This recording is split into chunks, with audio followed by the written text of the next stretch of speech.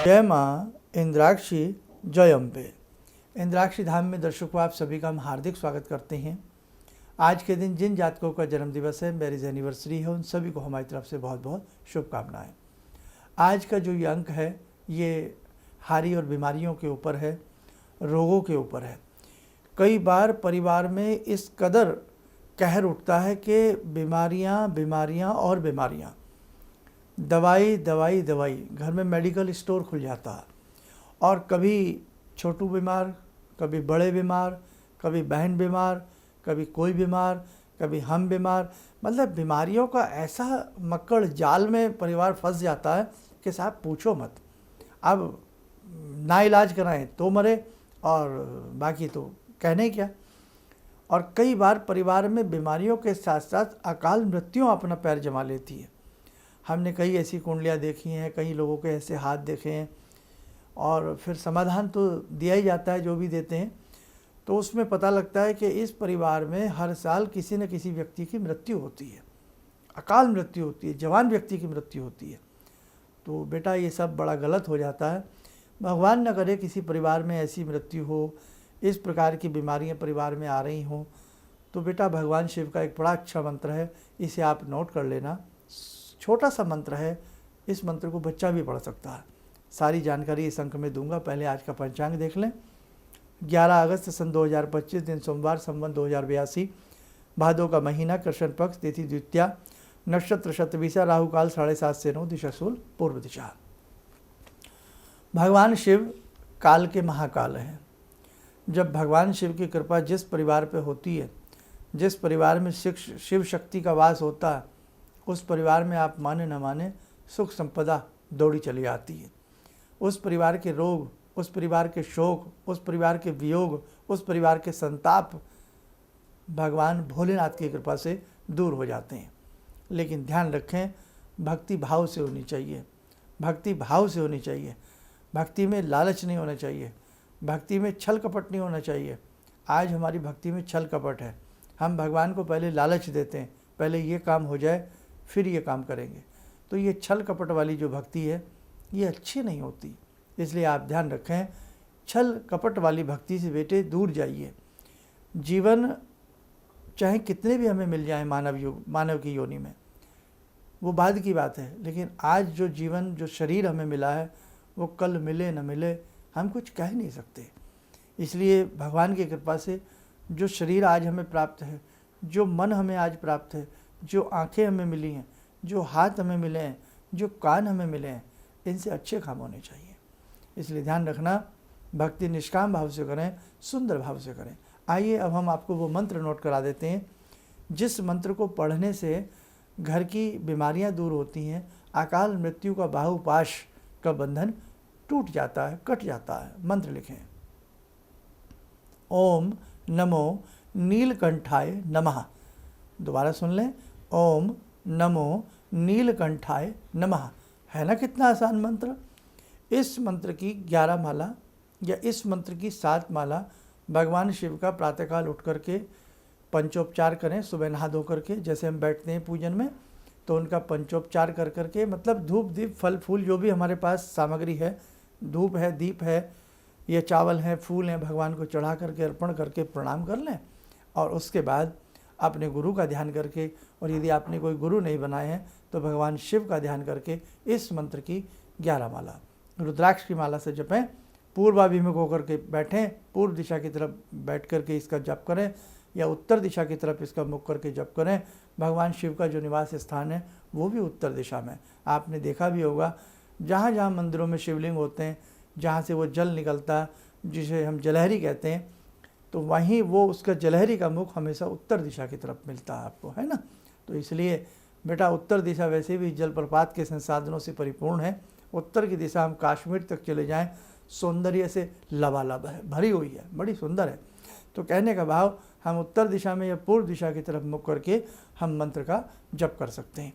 आपसे माला चलानी नहीं आती तो इसी मंत्र को आप टाइमली अंदाजे से 15 या 12 मिनट करिएगा। 15 मिनट कर लीजिएगा, सफिशिएंट है। उसके बाद भगवान से क्षमा मांगें, हे प्रभु, हे भोलेनाथ, मंत्र पढ़ते समय हमसे कोई भूल चूक हो गई तो हमें क्षमा करना, ठीक। और आप 2-4 महीने करिएगा और इसी मंत्र को बोल करके अपने घर में छींटे देवें। इसी मंत्र को बोल करके कोई रोगी हो तो सामने जल रख लें, वो जल बाद में उसको पीने के लिए देवें। भगवान से प्रार्थना करें, हे प्रभु आपकी कृपा बने, हमारे घर में बार बार अकाल मृत्यु हो रही है, हे कालों के काल, हे महाकाल, हमें इस आपदा से बचाएं।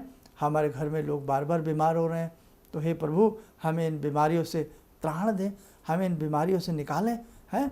तो ऐसा आप भाव कर करके मंत्र साधना करें। आसपास कोई आजू बाजू में मंदिर हो तो शिवलिंग पर जा कर के बेटे यदा कदा, चाहे दिन कोई भी हो, लोटा जल भर कर चढ़ाते रहें, भगवान शिव को पूजा करते रहें। और उससे भी बड़ी पूजा उसके साथ साथ एक और करें कि जहाँ भी आपको कहीं नंदीश्वर दिखाई दें, आज नंदीश्वर की क्या स्थिति है ये कहने नहीं बनता है, सभी देख रहे हैं। तो बेटा जहाँ कहीं भी आपको नंदी दिखाई दें, किस प्रकार से विचरण करते हुए बेचारे दिख जाते हैं, और कहीं ना कहीं क्या कहें, बहुत सारी बातें मुंह पर आती हैं लेकिन समय का अवसर ना होते हुए कह नहीं पाते हैं। तो जागृत नंदी की सेवा जरूर कीजिएगा। कहीं भी आपको नंदी दिखें, बैल दिखें, उनकी सेवा करिएगा, है ना। हम तो देखते हैं अक्सर कई बार बड़ा लोग उन पर लोड लेकर के चलते हैं, उन्हें समझाते हैं, कई बार उनसे थोड़ी सी मुंहजोरी भी हो जाती है, आजकल मानने को कोई तैयार नहीं है।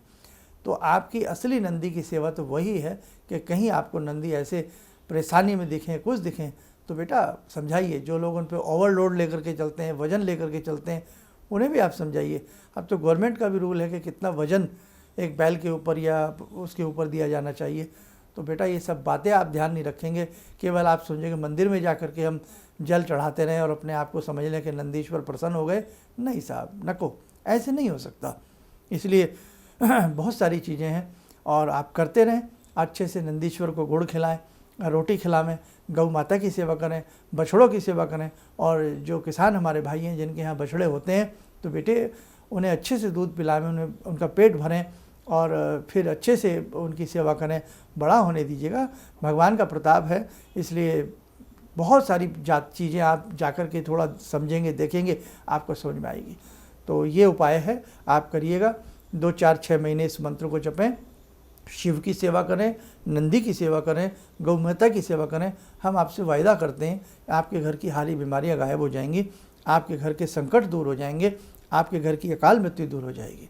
और इसी के साथ साथ संभव हो किसी मर्मज्ञ को एक बार अपने हाथ की रेखाओं का अवलोकन करा सकते हैं, कुंडली का अवलोकन करा सकते हैं। कहीं कोई ऐसा विडाल दोस्त तो नहीं है जिसकी वजह से ऐसा हो रहा है। अपने घर की मंत्र साधना करने से आपके घर की ऑरा अच्छी हो जाएगी, आपके घर का वास्तु मजबूत हो जाएगा, है ना। तो आप करिए, फिर देखो चमत्कार। चलिए, समय हो चला आज की ध्यान साधना का। जुड़ते हैं भगवान सदाशिव शंभु से। ओम आत्मा त्वं गिरिजामति सहचरा प्राणा शरीरं गृहं पूजा ते विषयोपभोग रचना निद्रा समाधिस्थिते संचारा पदयो प्रदक्षिण विदेः श्रोत्राणि सर्वागिरो यद्यात् कर्म करोमि तद्दखिलं शम्भोस्तवाराधनम् चन्द्रोद्भासितशेखरे स्मर हरे गंगाधरे शंकरे सर्पे भूषितकण्ठकर्णविवरे नेत्रोत्तवे स्वानरे दन्ते त्वकृतसुन्दरां वरदरे त्रैलोक्यसारे हरे मोक्षार्तिं कुरु चित्तवृत्त्यमचलं मन्येस्तु किं कर्म वे वन्दे देव उमापतिं सुरगुरुं वन्दे जगत्कारणं वन्दे पन्नगभूषणं मृगधरं वन्दे पशूनां पतिं वन्दे सूर्यशशाङ्कवह्निनयनां वन्दे मुकुन्दप्रियं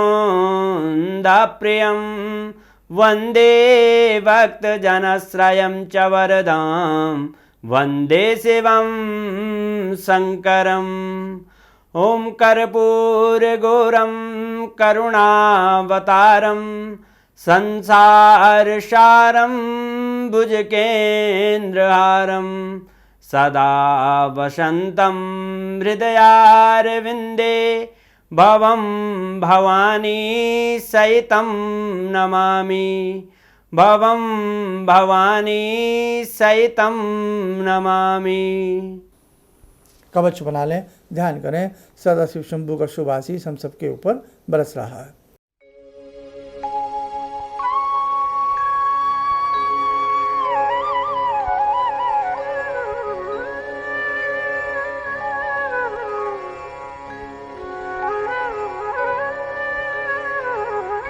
ओम बोलते हुए नेत्र खोलें, सामान्य हो जाए।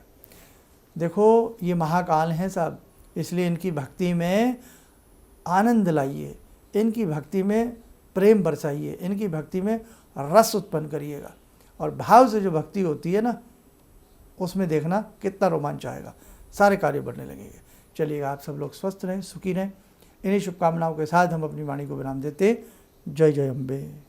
गुरु जी से मैं तब से जुड़ा हूँ जब से वो एक चैनल आती थी P7, उसी से मैं जुड़ा हुआ था। और गुरुदेव से हमारी जब मुलाकात हुई तो मैं आश्चर्यचकित रह गया जब उन्होंने हमसे बताया कि आपके साथ ऐसे ऐसे हुई। तो मैं इतना आश्चर्य हो गया कि इन्हें कैसे मालूम, और इतना बढ़िया इन्होंने बताया जिसके वजह से मैं आज तक उनसे प्रभावित हूँ। और इनका बताने का शैली वगैरह इतनी बढ़िया है जो हम अपने क्लास के टीचर से भी उतना बढ़िया नहीं समझ पाते थे। ये हमें बहुत पसंद आई। और दूसरी बात कि इनके साथ जितने भी मैं जब से जुड़ा रहा, जो भी समस्या आई, मैं बहुत ही अच्छा तरह से मेरे सॉल्व होते चले गए। और आज तक मैं उनके आशीर्वाद से मैं बहुत सुखी हूँ। किसी भी समस्या के समाधान के लिए मिले प्रसिद्ध हस्तरेखा एवं वास्तु विशेषज्ञ प्रोफेसर धर्मेंद्र शर्मा जी से। नोट: शिविर में भाग लेने हेतु एवं व्यक्तिगत रूप से मिलने के लिए कॉल करने का समय सुबह 10 बजे से शाम 6 बजे तक। हमारे विभिन्न ज्ञानवर्धक कार्यक्रम देखने के लिए आप हमें अभी सब्सक्राइब करें, बेल आइकन को प्रेस करें ताकि आप देख सकें हमारा कार्यक्रम सबसे पहले। और अधिक जानकारी के लिए फेसबुक पेज को लाइक करना न भूलें।